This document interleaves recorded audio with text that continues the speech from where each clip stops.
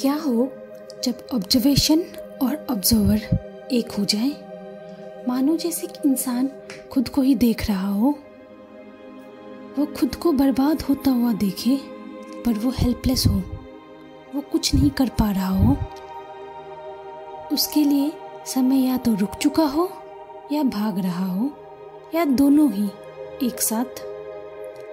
मानो समय का उसे कोई एहसास ही ना हो या समय कहाँ गया उसका कोई एहसास ना हो। गहरी नींद में सो रहा हो, चाह कर भी उठ ना पा रहा हो। उसकी आंखें तो खुली हो पर वो सचमुच कुछ देख नहीं पा रहा हो। वो जिंदा हो पर आखिरी सांस कब ली थी वो भी उसे याद ना हो। उसका जीवन कुछ ऐसा हो जैसे एक सपना हो और उस सपने में वो खुद को देख रहा हो। पर कभी कभी उसे महसूस होता है कि कुछ गलत है, कि कुछ सही नहीं है, और वो उस नींद से उठने की कोशिश भी करता है। पर वो नींद जैसे लोहे की जंजीर उसके शरीर को जकड़ी हुई है।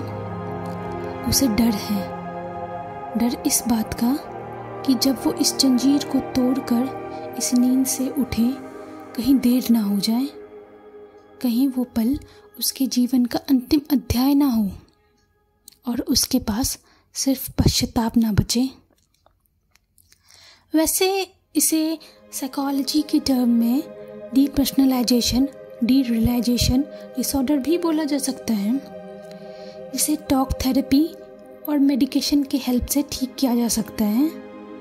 इसके होने के वैसे तो कई कारण हैं, जैसे stress, trauma, fear of failure, abuse etcetera.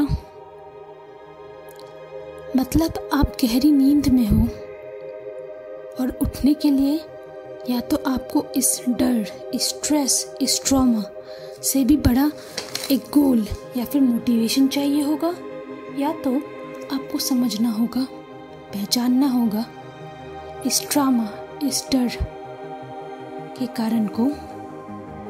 क्योंकि बदलाव की पहली सीढ़ी स्वीकार करना होता है। आपको स्वीकार करना होगा जो आप इस नींद में हैं। आपको स्वीकार करना होगा जो आपको उठना होगा। तो अगर आप इस नींद में हैं तो उठो।